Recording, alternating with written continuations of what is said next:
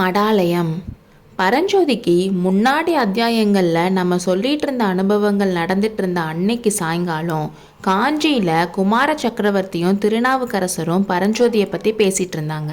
மாமல்லபுரத்தில் இருந்து திரும்பி வந்த அன்னைக்கு ராத்திரி மகேந்திர சக்கரவர்த்தி நரசிம்மரை கூட்டிட்டு மாறு வேடத்தில் அரண்மனையை விட்டு வெளியே போனார். குதிரைகளை ஒரு மறைவான இடத்துல நிப்பாட்டிட்டு மங்கலான நட்சத்திர வெளிச்சத்தில் மதிலை சுற்றி இருந்த அகழியோட கரையோரமாக அவங்க நடந்து போனாங்க. திடீர்னு அகழியில் படகு போகிற சத்தம் கேட்டு நரசிம்மருக்கு வியப்பாக இருந்துச்சு. சத்தம் போட வேணான்னு நரசிம்மருக்கு மகேந்திர சக்கரவர்த்தி சைகை காட்டினார்.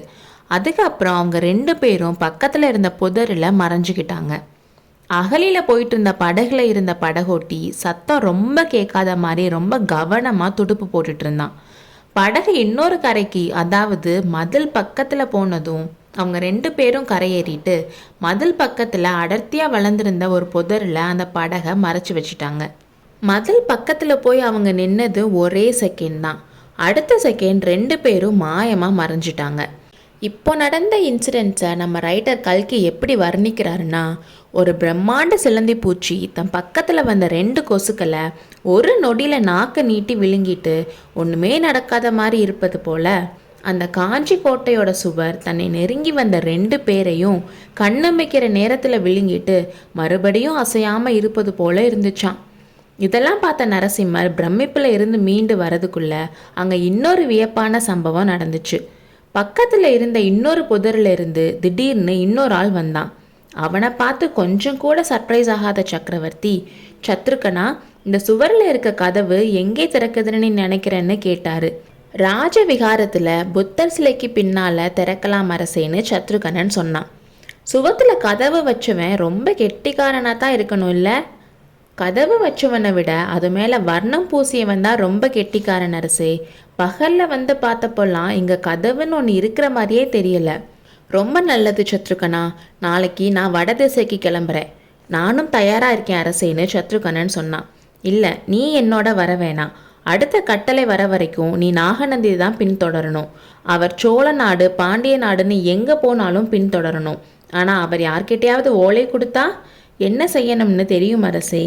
ஆனால் செங்காட்டங்குடி வாலிபன் கிட்ட அவர் கொடுத்து அனுப்பியிருக்க ஓலை, அதை நான் பார்த்துக்கிறேன். எந்த காரணத்தினாலும் நாகநந்தியை மட்டும் விட்டுறக்கூடாது. ஏதாச்சும் தகவல் கிடைச்சா எனக்கு உடனே தெரியப்படுத்தணும். கட்டளை பிரபுன்னு சொன்னா சத்ருகனன். சக்கரவர்த்தியும் நரசிம்மரும் அங்கிருந்து அரண்மனைக்கு கிளம்பினப்போ ராஜவிகாரத்தை உடனே மூடி கோட்டை சுவத்தில் இருக்க ஓட்டையும் அடைக்க வேணாமான்னு மாமல்லர் கேட்டாரு. நேரம் வரும்போது செய்யலாம். இப்போ பகைவர்களோட சூழ்ச்சியை தெரிஞ்சுக்க அந்த ரகசிய கதவு நமக்கு உதவியா இருக்கும்னு சக்கரவர்த்தி சொன்னாரு. சக்கரவர்த்தி வடதிசைக்கு கிளம்பினதும் மாமல்லருக்கு ரொம்ப போர் அடிச்சிச்சு. ஆயனர் வீட்டில் புத்தர் சிலைக்கு பின்னால் பரஞ்சோதியும் புத்த பிக்ஷுவும் ஒளிஞ்சிருந்ததை கண்டுபிடிச்சது, இப்போ கோட்டை சுவரில் இருந்த ரகசிய கதவை கண்டுபிடிச்சதுன்னு சக்கரவர்த்தி செஞ்ச காரியங்கள்னால மாமல்லருக்கு அவருக்கு மேலே இருந்த மதிப்பு மரியாதையும் பல மடங்கு அதிகமாச்சு. அதனால் கோட்டையை விட்டு வெளியே போகக்கூடாதுன்ற கட்டளையை மீறணும்னு அவருக்கு தோணவே இல்லை. ஆனால் யுத்தம் வரப்போ நம்ம இப்படி சும்மா இருக்கோமேன்னு அவருக்கு சங்கடமாக இருந்துச்சு. கழுக்குன்றத்தில் இருக்க பல்லவ சைன்யத்தை போய் பார்க்கறதுக்கு கூட அனுமதி கேட்காம போயிட்டோமேன்னு நினச்சாரு. அப்படியே மாமல்லபுரம் போகிறதுக்கும் அவர்கிட்ட அனுமதி கேட்டிருந்தா? எத்தனையோ விஷயங்களில் அவர் கவனம் இருந்தாலும் சிவகாமியோட நினைப்பும் இருந்துட்டு தான் இருக்குது.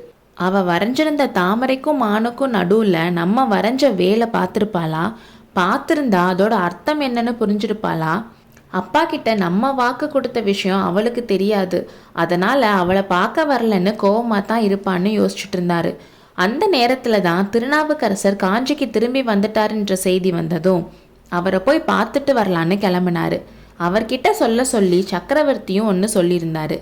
ஏகாம்பரேஸ்வர் கோவிலுக்கு பக்கத்தில் இருந்த மடத்துக்கு குமார சக்கரவர்த்தி போனதும் நாவுக்கரசர் குமார சக்கரவர்த்தியை அன்போட வரவேற்று அவர் போயிட்டு வந்த கோயில்களை பற்றி சொல்லிட்டு இருந்தாரு. சக்கரவர்த்தி வடக்கு திசைக்கு கிளம்பி போயிருக்கிறது பற்றியும் போர் வரது பற்றியும் தெரிஞ்சுக்கிட்டாரு. அப்போ திருநாவுக்கரசர் மாமல்லர்கிட்ட, சக்கரவர்த்தி கிட்ட ஒரு விஷயம் கேட்கலான்னு இருந்தேன். இப்போ அவர் இல்லாதனால உங்ககிட்ட சொல்கிறேன். இந்த இடத்துல இருந்து நம்ம மடத்தை திருமேற்றலியில் மாற்றலான்னு ஆசைப்படுறேன்.